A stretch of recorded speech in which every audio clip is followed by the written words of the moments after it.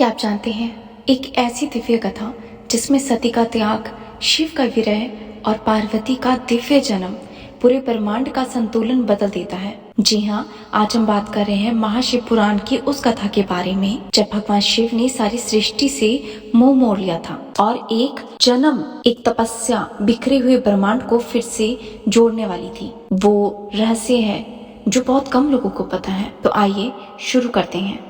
इस दिव्य कथा में हम पढ़ेंगे माता पार्वती और भगवान शिव का चरित्र। सूत जी बोले, हे महर्षियों, ब्रह्मा जी के ये वचन सुनकर नारद जी पुनः पूछने लगे, हे ब्रह्मा जी, मैं सती और भगवान शंकर के परम पवित्र और दिव्य चरित्र को पुनः सुनना चाहता हूँ। सती की उत्पत्ति कैसे हुई और महादेव जी का मन विवाह के लिए कैसे तैयार हुआ? दक्ष से नाराज होकर देवी सती ने अपनी देह को कैसे त्याग दिया और फिर कैसे हिमालय की पुत्री पार्वती के रूप में फिर से जन्म लिया? उनके तप, विवाह, कामनाश आदि की सभी कथाएं मुझे विस्तार से सुनाने की कृपा करें। ब्रह्मा जी बोले, हैं नारद, पहले भगवान शिव निर्गुण, निर्विकल्प, निर्विकारी और दिव्य थे, परंतु देवी उमा से विवाह करने के बाद वे सगुण और शक्तिमान हो गए। उनके बाएं अंग से ब्रह्मा जी उत्पन्न हुए और दाएं अंग से विष्णु जी उत्पन्न हुए।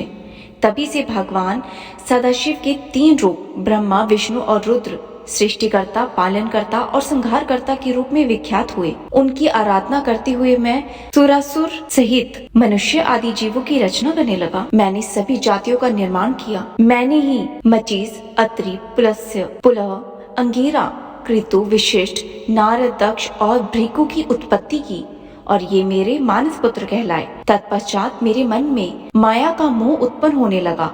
तब मेरे हृदय से अत्यंत मनमोहिनी और सुंदर रूप वाली नारी प्रकट हुई। उसका नाम संध्या था। वह बहुत ही सुंदर थी। वह दिन में क्षीण होती, परंतु रात में उसका रूप, सौंदर्य और निखर जाता था।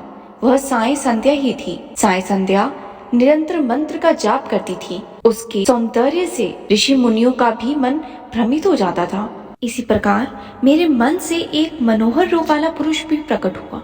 वह अत्यंत सुंदर और अद्भुत रूप वाला था। उसके शरीर का मध्य भाग पतला था। वह काले बालों से युक्त था। उसके दांत सफेद मोतियों की तरह चमक रहे थे। उसके शरीर से सुगंधी निकल रही थी। उसकी चाल मदमस्त हाथियों के समान थी। उसकी आंखें कमल के समान थी। उसके अंगों में लगी केसर की सुगंध नासिकाओं को तृप्त कर रही थी। तभी उस रूपवान पुरुष ने विनय पूर्वक अपने सिर को मुझ ब्रह्मा के सामने झुकाकर मुझे प्रणाम किया और मेरी बहुत ही सुंदर स्तुति की। वह पुरुष बोला, हे ब्रह्मा जी, आप अत्यंत शक्तिशाली हैं। आपने ही मेरी उत्पत्ति की है। प्रभु, मुझ पर कृपा करें और मेरे योग्य काम बताएं ताकि मैं आपकी आज्ञा से उस कार्य को पूरा कर सकूं। ब्रह्मा जी ने कहा, हे भद्र पुरुष, तुम सनातनी सृष्टि उत्पन्न करो। तुम अपनी इसी स्वरूप में फूलों के बाण से स्त्रियों और पुरुषों को मोहित करो। इस चराचर जगत में कोई भी जीव तुम्हारा तिरस्कार नहीं कर पाएगा। तुम छिपकर प्राणियों के हृदय में प्रवेश करके सुख का हेतु बनकर सृष्टि का सनातन कार्य आगे बढ़ाओगे। तुम्हारे पुण्यमयी बाणों समस्त प्राणियों को भेद कर उन्हें मदमस्त करेंगे। आज से तुम पुष्प बाण नाम से जाने जाओगे। इसी प्रकार तुम सृष्टि के प्रवर्तक के रूप में जाने जाओगे। सती का त्याग व्यर्थ नहीं गया।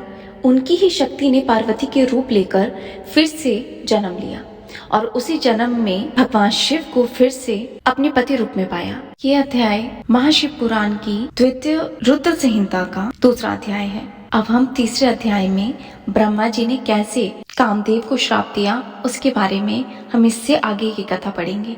तब तक के लिए हर हर महादेव, जय जय शिव शंभू। चैनल को सब्सक्राइब करें और कमेंट बॉक्स में हर हर महादेव, जय जय शिव शक्ति लिखना ना भूलें।